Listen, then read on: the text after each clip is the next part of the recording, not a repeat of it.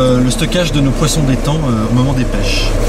Alors l'intérêt du site, vous le comprendrez là-bas, on devine la digue au fond du lac du Temple, qui est le réservoir Aube de la ville de Paris. D'accord. Et donc on a un débit réservé de 200 litres seconde sur la pisciculture. D'accord. Été comme hiver. Été comme hiver, ok. Et ce qui est sympa, c'est qu'on a par gravité une alimentation permanente de bassin. D'accord. Donc c'est écologique, il n'y a aucun problème d'électricité, de panne, quoi que ce soit. En fait, vous n'avez pas de problème d'eau, même en période de sécheresse, c'est toujours alimenté. Exactement. D'accord. Et donc vous voyez, on a des bassins en terre, en argile, il n'y a pas de ciment. Alors c'est un entretien un peu compliqué et puis ça fait très artisanal, mais pour la qualité des poissons, c'est super. Un poisson étant stocké dans du ciment, une semaine, oui. Il est rouge fluorescent. Voilà. Ouais, super. Alors que dans de l'argile, ça se tient bien. Alors ça paye pas de mine, mais on peut stocker jusqu'à 20 tonnes de poissons dans ces bassins. Alors évidemment, il y a une grosse rotation, puisque le quotidien de l'automne, c'est on pêche le matin, on vient ici, on trie, on stocke par espèce dans différents bassins. D'accord. On casse la croûte et l'après-midi on livre. D'accord. En piochant dans les bassins. Dans les bassins. Donc voilà, ça paye pas de mine, mais c'est un bon outil de travail. Avec une eau de qualité, puisque ça vient donc directement d'Orient. Du Temple. Du Temple, d'accord. Et les poissons, vous les nourrissez avec quoi, principalement? Vous les nourrissez avec quoi? Alors, pendant leur cycle naturel, printemps-été, on ne les nourrit pas. Ouais. D'accord. On ne fait pas de nourrissage. D'accord. Et pendant le stockage, en ce moment, je nourris par exemple les mises en charge qu'on va faire à partir de la semaine prochaine avec des aliments professionnels. D'accord. C'est uniquement pour renforcer un peu leur organisme. D'accord. Oui.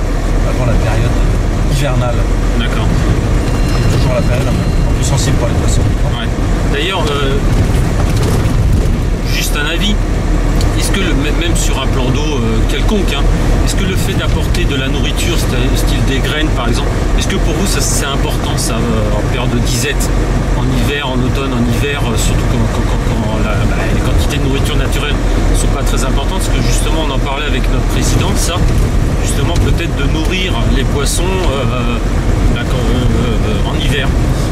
Est-ce que ça peut leur apporter justement Oui. La seule question qui se pose, c'est le coût. Ouais. Pour un producteur, voilà, la question se pose réellement parce que c'est un vrai coût. Est-ce que le poisson ingère la nourriture? Il est communément admis qu'en dessous de 6 degrés, un poisson ne se nourrit plus. Ne se nourrit plus, d'accord. Voilà, je pense que dans des gravières, il y a des endroits où l'eau, formation de glace, donc l'eau est en dessous de 5 degrés. Et au fond, quand ça fonctionne par capillarité, l'eau est à moins 10 degrés, c'est certain. Alors si on propose de la nourriture aux poissons dans ces endroits-là, effectivement, je ne vois pas pourquoi ils ne se nourriraient pas. D'accord. Voilà, ils passent le cap hivernal plus facilement. Plus facilement, ok. Alors nous, on ne le fait que ponctuellement et partiellement. Ouais. Parce que voilà, c'est une histoire de. D'accord, oui, bien sûr. 1000 hectares d'étang. Ah ouais. Si on commence à nourrir. C'est évident. C'est compliqué. C'est évident. Et très compliqué.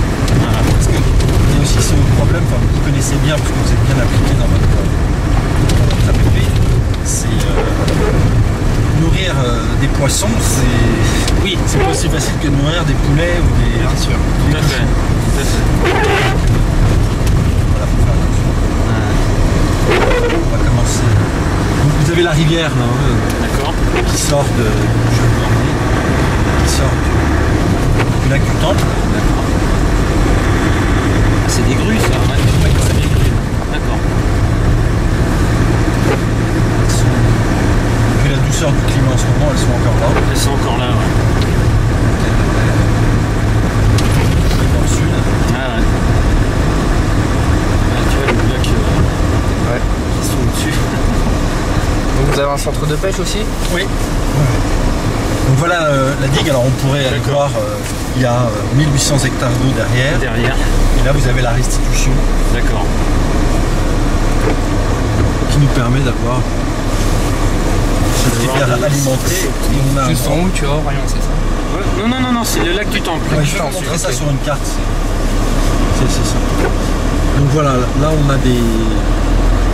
ce qu'on appelle une carpière qui permettait la reproduction des carpes. À cause du cormorant, c'est plus possible. Parce qu'on est tellement près du lac, il y a plusieurs milliers de cormorans sur les lacs. Donc ici, il faut se faire respecter. Et si je suis pas là tous les matins, c'est envahi de cormorans. Je pense dès que la camionnette elle arrive, ils doivent se sauver. Voilà, exactement. Donc ça nous permet de stocker du poisson. Alors je suis obligé de stocker que du poisson assez gros, assez gros pour éviter de me le faire croquer. Là vous avez des bassins Dublich, du nom de leur inventeur allemand, qui sont des bassins qui permettent de mettre des géniteurs, de faire une reproduction naturelle assistée. D'accord. Donc ça sert printemps-été. D'accord. Mais en hiver, en automne-hiver, on s'en sert pour stocker le poisson. D'accord. Parce qu'on manipule donc une centaine de tonnes de poissons par an. Et quand vous parlez assisté, c'est-à-dire reproduction naturelle assistée? Eh bien, elle est assistée parce qu'on peut mettre par exemple des supports de ponte. D'accord.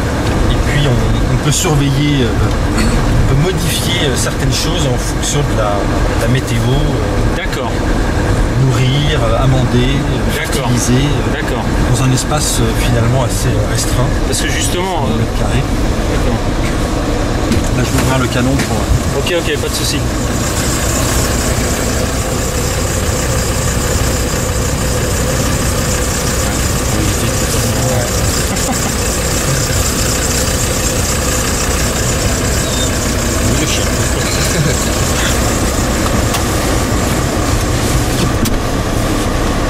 Parce que justement, nous, ce qu'on remarque souvent sur des plans d'eau, c'est que d'une année sur l'autre, il y a des variations de réussite, de reproduction naturelle de la carpe. C'est-à-dire qu'il y a une année, on va voir énormément de petits carpeaux qui font quelques grammes, et puis pendant 3-4 ans, vous n'allez rien voir.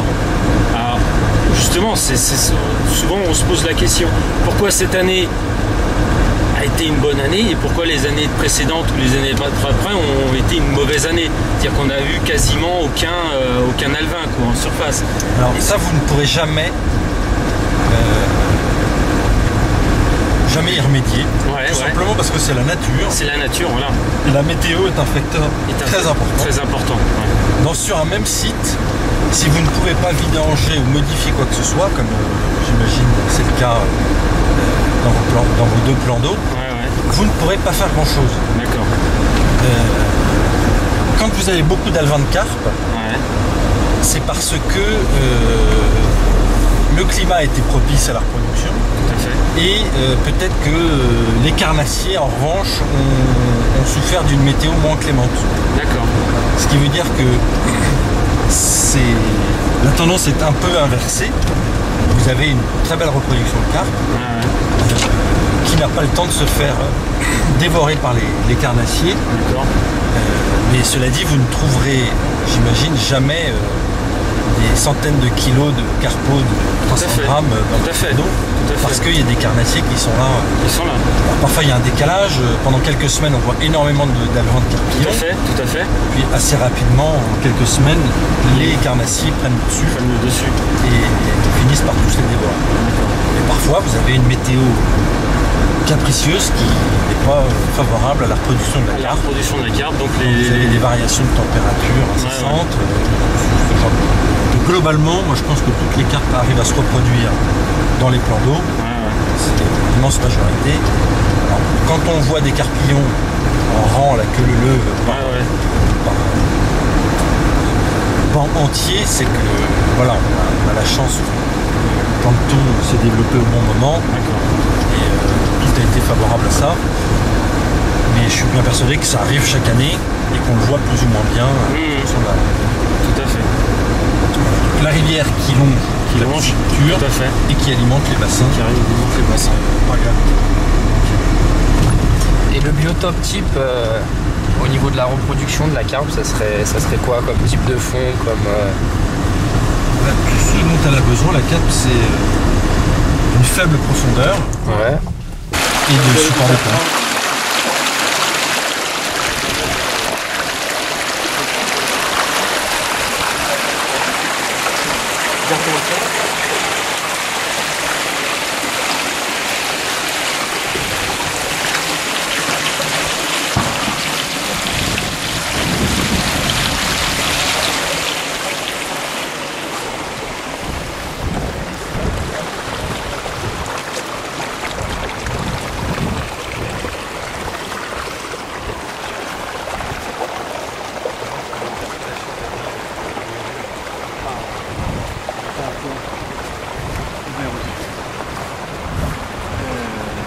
Là on voit 2-3 poissons sur le dos, mais il y a presque plus d'une tonne de carnassiers.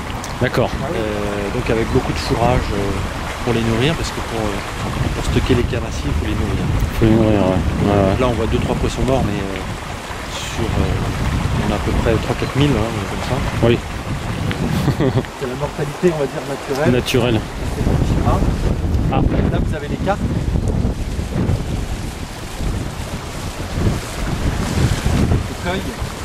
Oui.